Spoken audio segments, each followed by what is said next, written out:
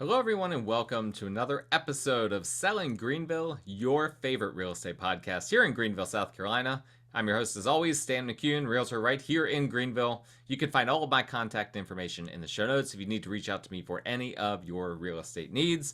And just a reminder, as always, please like, rate, review, subscribe, leave a comment, say nice things about the show, whatever the platform that you're watching or listening to the show allows you to do. Please go ahead and do that. That supports the show in a very small way. That's all I ask of you guys. That, use me as your realtor and support our sponsor, which I'll get to here in a few minutes. And if you guys could do that, I would really appreciate it.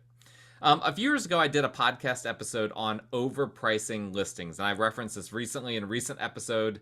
It was a really important study that I did, important for myself. I'm not saying it was important for anyone else. But for me, it was really important because the conventional wisdom has always been among realtors and real estate professionals that you never want to overprice a listing, right? If it's worth $300,000, you don't want to price it for $325,000, and that frequently has been something that people just say, right? And so I heard people say that over and over again, but I wanted to actually see what the data said. Does the data support this claim? And so I did a big analysis on data in the greater Greenville area, and I concluded that on average, homes that were overpriced when they were initially listed, and I defined it as overpriced by $15,000 or more, on average sold for $12 a square foot less than homes that were not overpriced to that degree, or that were either priced appropriately or even underpriced. So people conventionally, a lot of people out in the public, they think, well, if I list for $315 as opposed to $300, I will end up getting more than had I listed for $300. Well, that conventional wisdom among the general population is simply not true unless $315 was not an overpriced amount, right? If the home is worth $300 and you list it at $325, you're going to end up hurting yourself. You're going to end up selling it for less than had you listed it for $300 or $315. Now, I want to revisit this topic from a different perspective, specifically from the perspective of listings that already have appraisals. Now, sometimes listings come on the market or come back on the market with an appraisal in hand. For instance, just to give an example, a seller might have recently refinanced and they might have a copy of their appraisal, or perhaps they paid for an appraisal due to the home having unique features, or perhaps they have a copy and appraisal from a buyer who attempted to purchase their home but then backed out.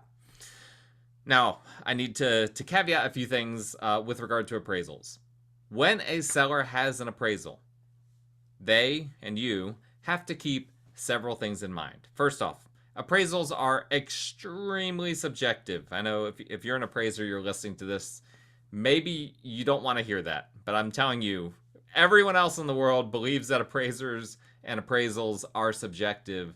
And obviously there are certain standards that all appraisers have to abide by, but when it comes to the final valuation, that tends to be extremely subjective in terms of what that valuation comes back as. I've had, as an example, multiple times in my career where I've had two appraisals on the same home done within a few weeks of each other with no material differences to the home during that period of time, and had those two appraisals come back in some cases $30,000 apart, in some cases $40,000 apart, and the biggest discrepancy I've ever had was $50,000 departure between two appraisals taken within a very short period of time on the same property. So appraisals are very subjective. Additionally, appraisals don't really take the current state of the market into account as much as they do what has happened in the past. Now, it's not to say that they don't take the current state of the market into account at all. I'm not saying that. But the main emphasis of an appraisal is comparing the subject property to other properties that have sold the past year, maybe even sooner than the past year if possible. And of course, that's a lot different than what buyers care about. We just talked about this in the last episode. Buyers care more about what's currently on the market than they do what's sold the past year. Now, buyers will look at what's sold the past year, and they'll look at comps, and they'll assess whether a home is overpriced. But at the end of the day, the homes that they're looking at are the homes that are currently on the market, not homes that sold a year ago. Couple more points here. Appraisals generally have more value for lenders than they do for buyers or sellers.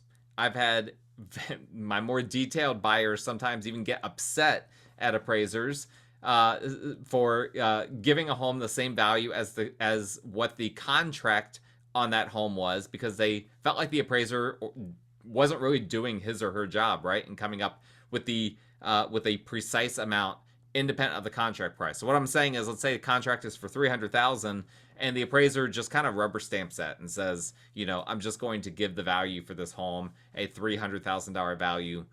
That's a very common practice, and yet I've had some clients that have been upset by that they feel like, well, an appraiser should be more specific and surely in his or her mind, it's not worth exactly what the contract price is. That seems bush league. But the reality is that appraisers do have the contract in the back of their mind when they're coming up with a value. And quite frankly, I think that they should. I don't think that is a flaw. I think that is a good part of the process, because they typically don't want to blow up a deal, and most people buying or selling real estate don't want the deal blown up. And so, if an appraiser priced a home $5,000 less than the contract, when they are simultaneously using very subjective metrics, like saying this home is, the subject property is updated $25,000 more than the comps that they're comparing it to. I mean, that's all very subjective. How do you know for a fact that one home is truly updated $25,000 more than another?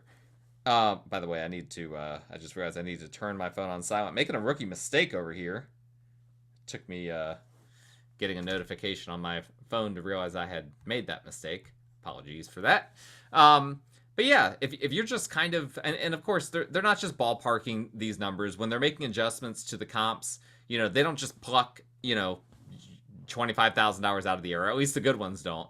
But there's still so much subjectivity to that in determining, okay, this home with all these different updates, it looks like it's updated about $25,000.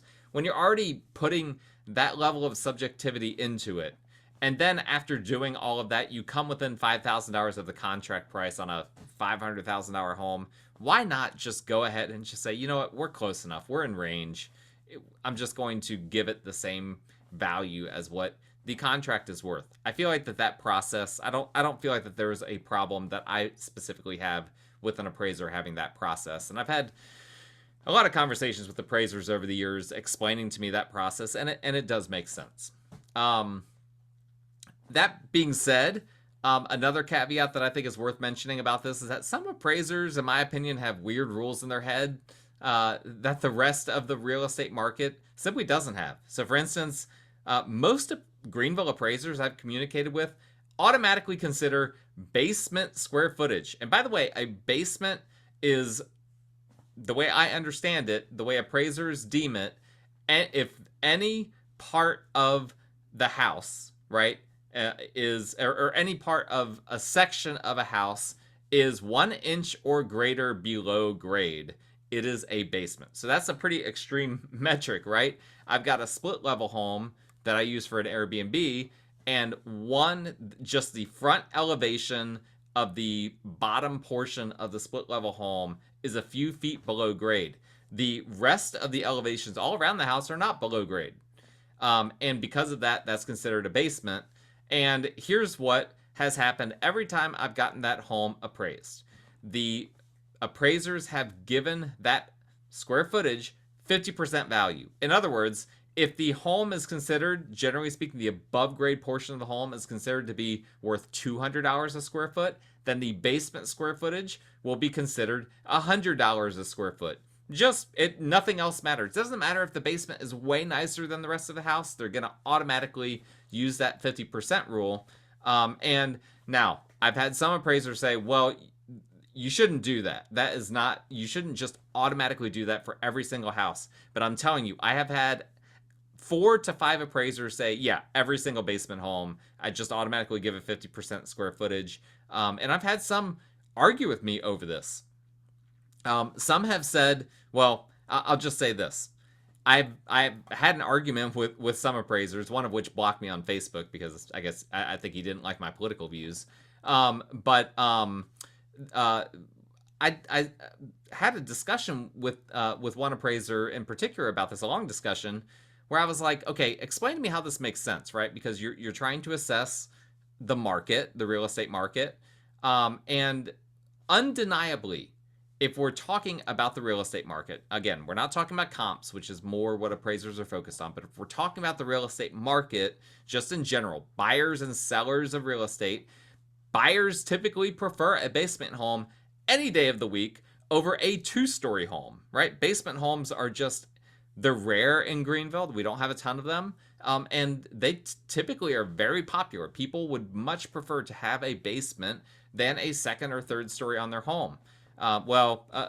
Again, appraisers, that's subjective. I understand that. There's not data necessarily that you can pull that says that. But when I said that to one appraiser, his response was, well, even if that's true, it doesn't take into account the fact that basement homes are cheaper to build than two-story homes.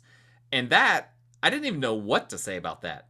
Because, I'm sorry, I've talked to a ton of contractors about basement homes, and there is not one that you can find in the Greenville area. I can promise you. You find me one that will build you a basement home for cheaper than they will build a two-story home. That is a complete myth. Basement homes are harder to build. They're more expensive, and you've got to waterproof them. You've got so much more that you have to do with the foundation. It makes no sense that it would cost less, and therefore we're going to appraise it for less. It's a complete myth, and I hate it when people use talking points like that.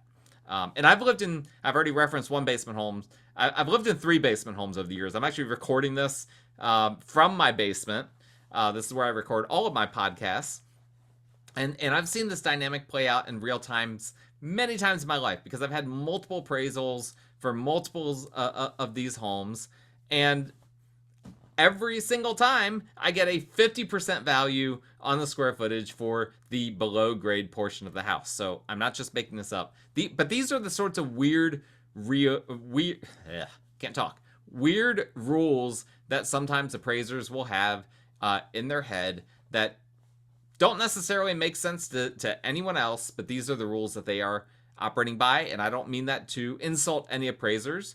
I'm not calling out anyone in particular. I'm just saying this is what I've seen happen with a lot of appraisers over the years. In my opinion, the good ones factor in more than just, this is my rule, my one-size-fits-all rule. And there are a lot of good appraisers that do that. A lot of good ones that I've talked to, and maybe some that I'll get on the show at some point in the future. But the reality is that you have conversations with some of these people, and you will find that some of them have some kind of odd rules that they follow by. I've seen this happen multiple times, and you know who else has seen this happen multiple times? Stephen Piper with Piper Insurance Group, who I call anytime I want to vent about basement appraisals being lower than I think they should be, because he has had that very experience as well with his home, or at least I don't know if he still lives there, but we had some lengthy conversations about this in the past. But Stephen is also who I call anytime I want to get an insurance quote, and Piper Insurance Group is the official sponsor of the Selling Greenville podcast. They can help you with your home, auto, or umbrella insurance. They're independent as an insurance agency, so they can quote multiple different insurance companies and bring back the best rate that they can find between all of the companies that they work with. They are licensed in more than just South Carolina. You can also use them in North Carolina, more than South Carolina. You can also use them in North Carolina and Georgia, and they can help you with investment properties, not just primary residences. So if you need to insure flips, rentals, ground up new construction, even commercial properties, they can help you with all of those things. Their contact, as well as mine, is in the show notes. So if you need insurance, home, auto, umbrella, please go to the show notes for this show and find Piper Insurance Group's information and give them a call today for a free quote. All right, so now that we have all the appraisal caveats out of the way, let's get to the matter at hand. I decided to see what I could find for starters in the multiple listing service on listings that reference that they had appraisals done at some point in the process of listing or relisting a home. It's not easy to find them and I'm sure I didn't find all of them, but I found about 37 listings specifically in Greenville County. There was a reason why I was doing this, not just on the greater Greenville area, but just Greenville County. I'm not going to get into the weeds on that because it's kind of irrelevant for the purposes of the show. But I found about 37 in Greenville County for the past year that had referenced appraisals in their listing.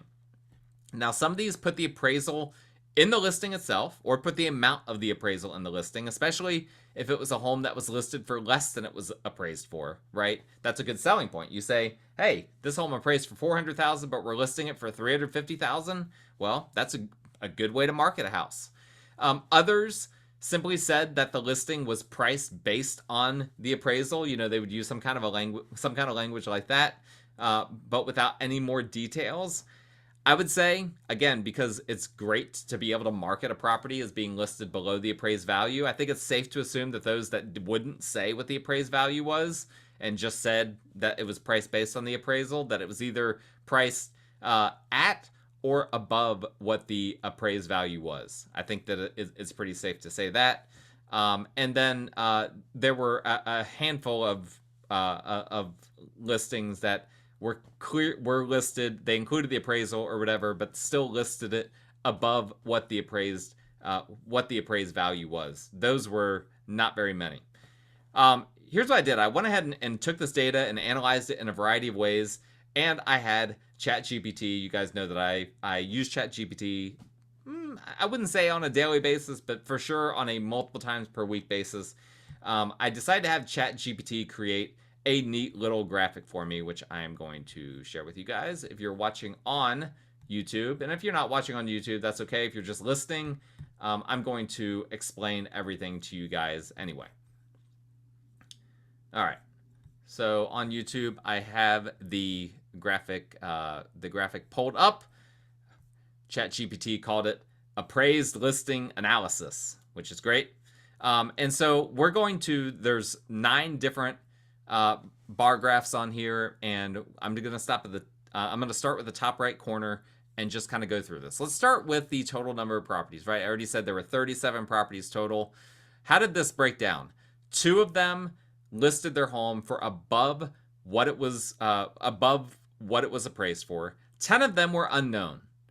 Those are the ones that I'm going to assume was either right at the appraised value is what they were listed for, or they were probably listed for slightly above what the appraised value was. And then 25 of the 37 listed the home below the appraised value that they had. So conventionally speaking, people typically, at least 2/3 of these are listing, if they have an appraisal, they're listing it below the appraised value. And generally speaking, I think that's a good strategy, right? Because again, if you're trying to market a home and you have an appraisal, if you're going to market that you have the appraisal, there needs to be something that you're making attractive to the buyer, right? A buyer doesn't want to buy a house for more than it's appraised for. Nobody wants to do that. It feels like overspending. And so generally speaking, it's a good idea. If you have that appraisal, you probably need to price it at least a little bit below that amount.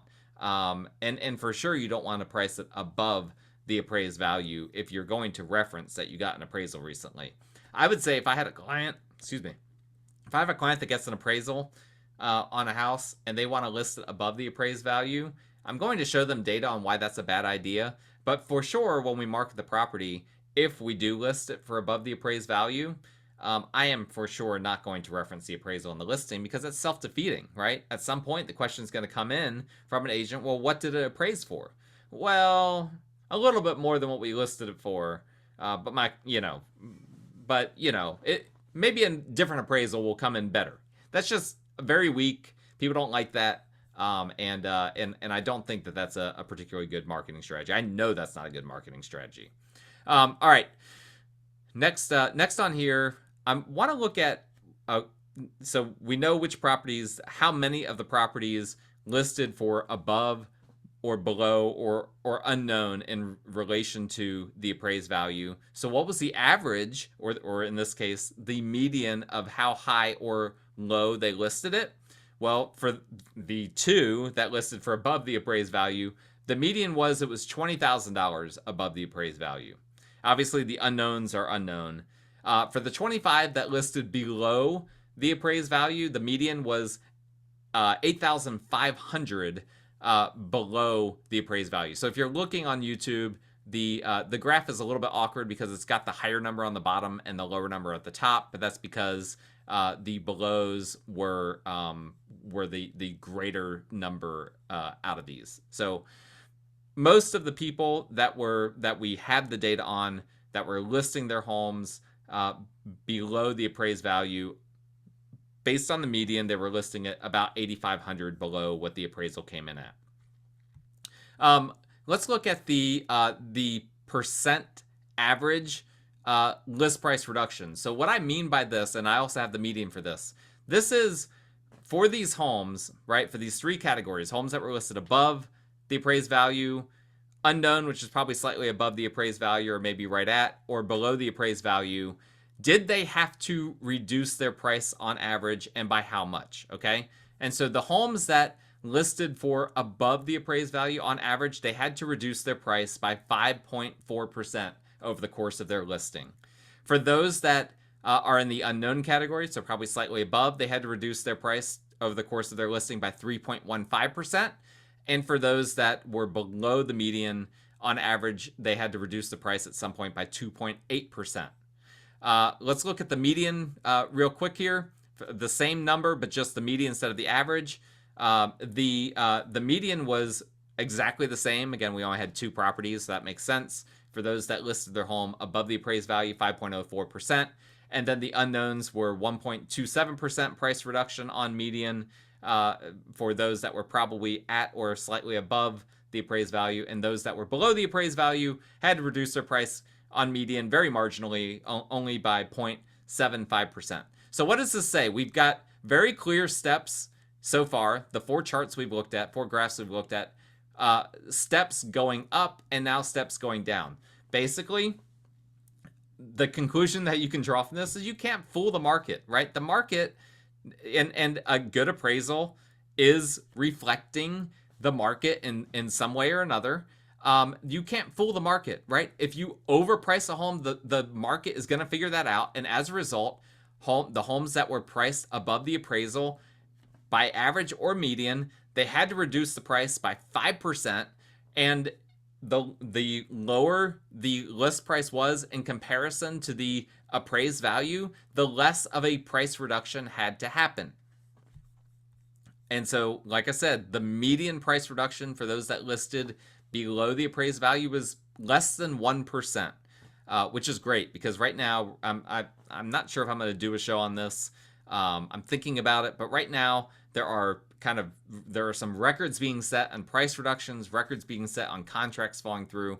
There's a lot happening right now in that regard. So it's really helpful to know, okay, those that are taking the appraisal into consideration and listing it on average 8,500 below the appraised value, they're not having to reduce the price to the extent that all of the others are having to do.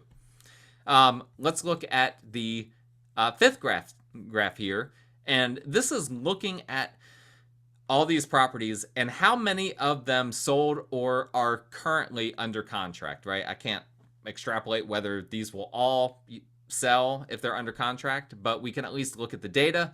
So of the ones that listed above the appraised value, again, it was only two of them. One of them never sold and the other one did, so 50%. Of those that were in the unknown category, so probably slightly above the appraised value, 60% of those sold or went under contract. And for those that listed below the appraised value, 84% sold or are currently under contract. And so again, we're seeing it's just very distinctive, very striking step patterns. And I didn't manipulate this data. I always let the data say what it says. And if there are any surprises that come out of the data, you guys that are frequent listeners of the show, you know that I'm willing to admit if there's a surprise in the data. Happy to admit that. And there's no surprises in this data. It's exactly what you would expect it to be. Let's look at the percent of properties sold at or above list price. Okay, so if you listed for $300,000, did it sell for $300 or more, or did it sell for less than $300?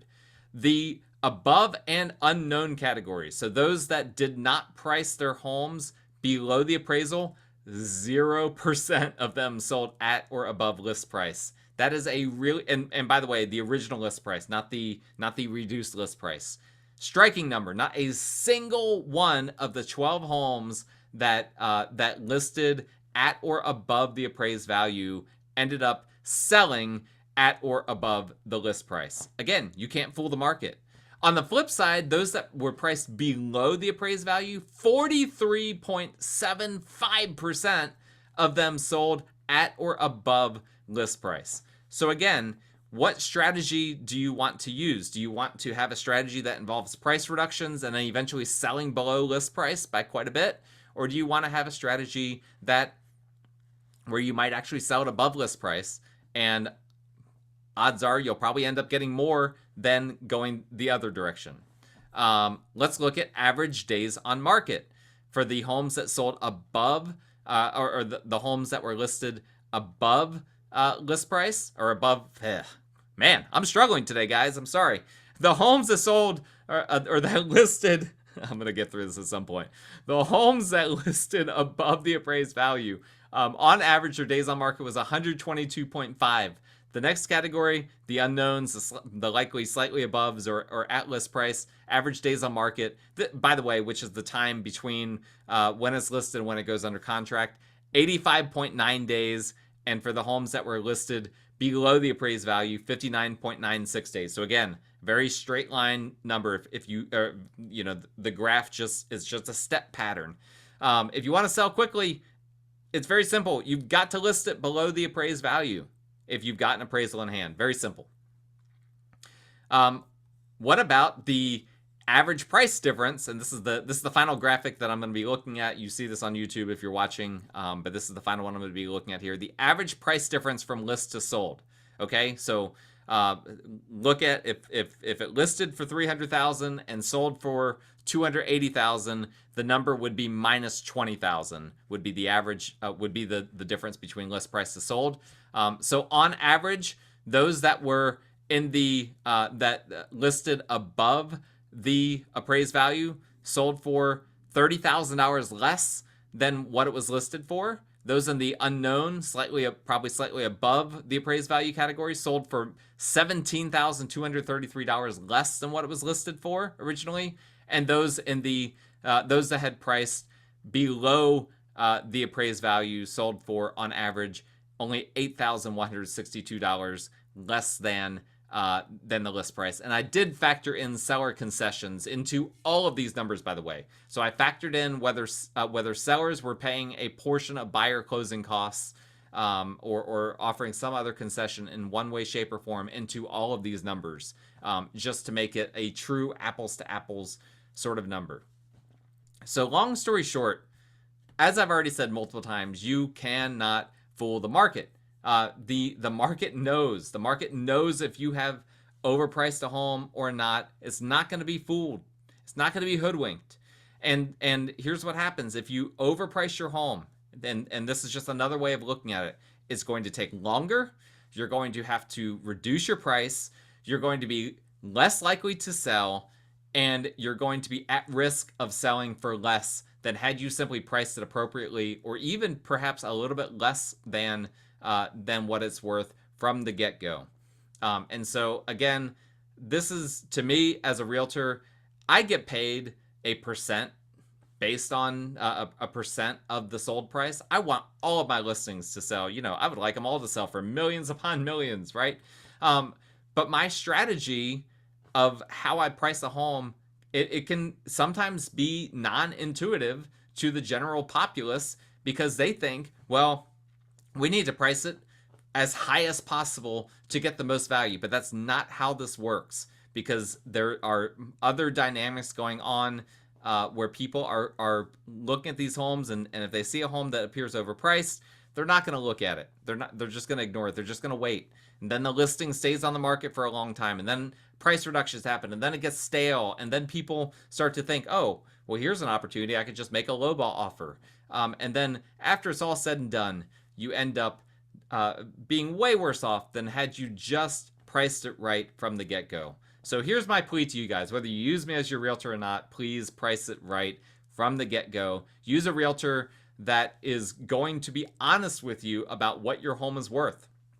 Let me tell you, it is very awkward for me as a realtor when I'm talking to a prospective seller that overvalues their home, because here I am, I've got data on my side, and I'm like, your home isn't worth $500,000, it's worth $450,000. And they're insistent. They're like, no, it's got to be worth $500,000, and their data is non-existent. It's based on vibes. Those can be very awkward conversations. I hate having those conversations, but I'm never going to put avoidance of an awkward confrontation above telling my client or prospective client what is in their best interests. And generally speaking, what is in your best interest is to make sure that you don't overprice your listing, because you'll end up making less money and having more heartache in the long run. That's all I've got for today's episode. Thank you guys so much for listening. My contact information is in the show notes if you need a realtor that will price your home correctly. Piper Insurance Group, also their contact information is in the show notes if you need a home, auto, or umbrella insurance company in South Carolina, North Carolina, or Georgia. Please, if you enjoyed this content, subscribe so you don't miss future episodes. Leave a 5-star rating, kind review, like, comment, all of those good things. We will talk again next time.